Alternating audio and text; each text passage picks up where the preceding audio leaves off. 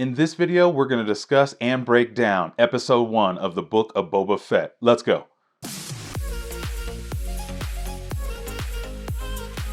Hey guys, welcome back to the Old Head Reviews channel. And as always, I'm your host, Joey Sparks. That's 2 E's, no Y. You heard me, that's 2 E's, no Y.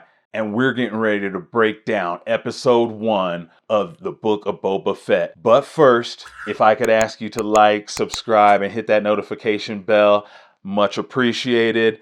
Moving on. If you have not seen episode 1 of the Book of Boba Fett, please check out. This is your spoiler warning. I'm about to dive in, okay? Boom. First things first, I think I need to tell you I'm a super Star Wars fan. Have been since I was a wee little lad, knee-high to a grasshopper. When I first saw Luke Skywalker ignite his lightsaber, I was completely hooked. Along with Darth Vader's menacing figure and his like black cloak and cape and hood. It's the reason why 90% of my wardrobe right now is black. So I'm a super fan, and I need you to know that as I go in. On to the Book of Boba Fett. Boba Fett is a character that was introduced in the original trilogy, but what's crazy is fans love him, and he only had about 2 minutes total screen time, and in that time he made a bunch of fans. Well, he showed up in, different versions of the prequels and little side things here and there, but the last we really seen him or knew of him is that he died in Return of the Jedi. He ended up getting knocked into the Sarlacc pit, and that was the last we knew of him. Since then, some of us know that in comic books and graphic novels and even fan-made YouTube films, they've discussed Boba Fett escaping the Sarlacc pit. And so in season 2 of The Mandalorian, at the end of episode 1, we get our first glimpse that he made it out. And he's all scarred up, and he has a Tusken Raider weapon on his back. Well, by the end of The Mandalorian season 2 end, he had ended up meeting up with Fennec and the Mandalorian, fighting stormtroopers and flying off. And then at the very last episode and the last scene of The Mandalorian season 2, we see him show up to Jabba the Hutt's palace, kill Bib Fortuna, and take his throne. So of course, I was super excited to dig into this new series.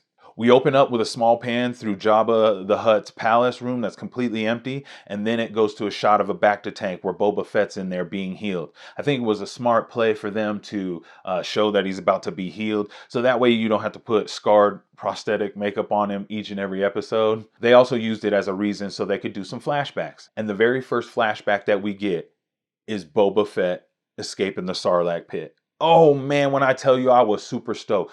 The little young brother in me was just like a kid in a candy store. So you see him stuck in the digestive system. You see him see another stormtrooper, make his way over there, steal the stormtrooper's oxygen.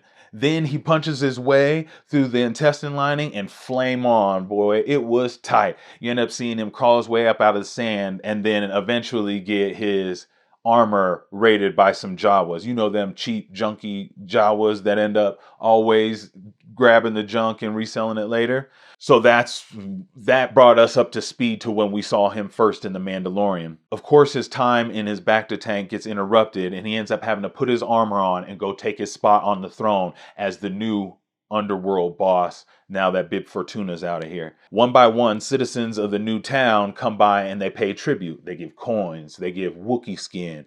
And then the mayor sends his little errand boy over, and his errand boy informs Boba Fett that not only did they bring tribute, but they want tribute from him.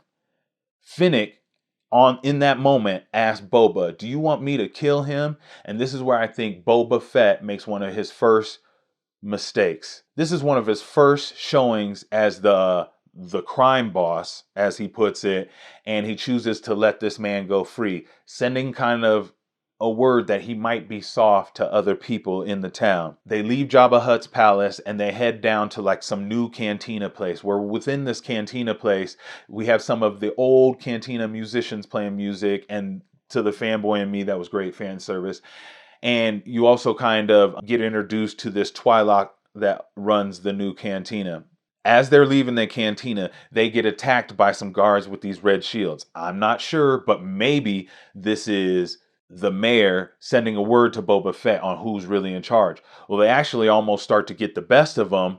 Then these 2 Gamorrean guards that Boba Fett spared their life became very loyal and they come rescue him. But it shows that Boba Fett kind of almost got aced, even though we do get to see him shoot one person with a rocket.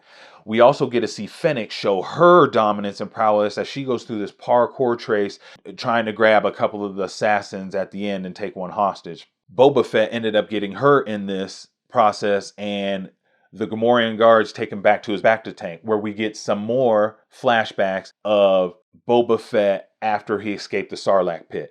Boba Fett was found by a group of Tusken Raiders, and just kind of like the old Western films and stuff like that, they took him as a slave hostage and made him walk behind them in the sand dunes and stuff like that. They took him to his camp and they strung him up as a prisoner along with another prisoner as well, and they were being watched by the camp's watchdog. Boba Fett almost ends up escaping, but then spares the life of this little kid, Tusken Raider, in his efforts to get away. Later, they show the flashback of this little kid taking both hostages out to the desert somewhere and digging up these little water orbs or something like that. In the process of doing such, they end up waking up this like sand monster with 4 arms.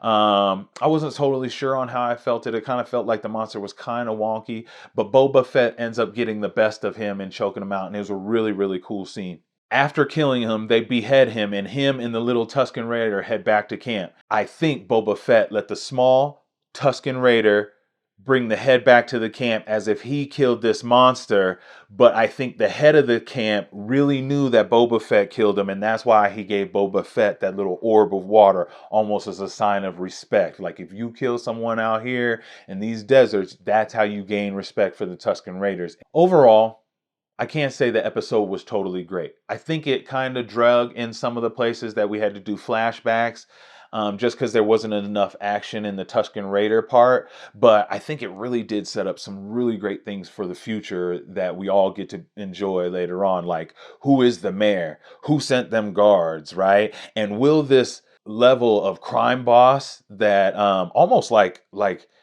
I got almost like Godfather vibes of a crime boss, the way he was sitting collecting tribute from people. And I like that they interwove that into this Western. So you got a Western kind of mixed with like an old mafia movie. I love that. And I'm really interested in seeing where the decisions that Boba Fett is making to rule with respect instead of fear happens for the future. It didn't really have a heartfelt moment like, having a Grogu in the Mandalorian, but I'm wondering to see if they really need it. I think that Fennec is a great like right hand person for Boba Fett in this, because she's kind of willing to do some things that Boba Fett seems not ready to do yet or anymore. Look, maybe at one point in time he used to, but now maybe not so much. He wants to rule with respect, and I'm interested to see if that is gonna be to his advantage or his detriment. So overall, maybe I got to give it. It was above average, but it wasn't a knockout of the park. So I think it was really fun to still be in that new world. So overall, I'm probably going to give it a 7 out of 10. I'm really excited to see episode 2 and where the series takes us, and see if you join us week by week as we endeavor into these reviews. Okay, that'll be it for the episode 1 of the Book of Boba Fett. I really appreciate everybody's support who's either hit like, subscribe, shared the video, or engaged with me down in the comments. Man, starting off this YouTube channel, that stuff really helps, and it helps with the algorithm so I get better placement, okay? But as always, I'm your host, Joey Sparks. That's 2 E's, no Y. And we'll see you next week for episode 2 of the Book of Boba Fett. And once again, this is Old Head Reviews. See you later. Peace.